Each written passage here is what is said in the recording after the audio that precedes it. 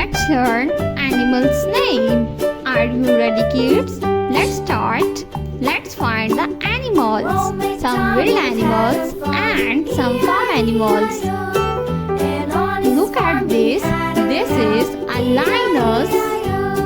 A lioness. A lioness is a wild animal. The next animal is a cow. We find a cow. This is a cow. The next one is the next animal is a lion. We find a lion. The next animal is a horse. This is a horse. The next one is a cat. This is a cat. The next one is gorilla. There are some animals. They're stuck in the grass. This is a tiger.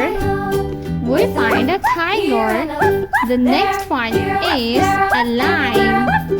This is a lion. A lion is the king of forest. The next animal is a leopard. This is a leopard. The next one is a dog. We find a dog. The next one is a tiger. This is a tiger. The next one is elephant. This is elephant. Elephant is the biggest animal.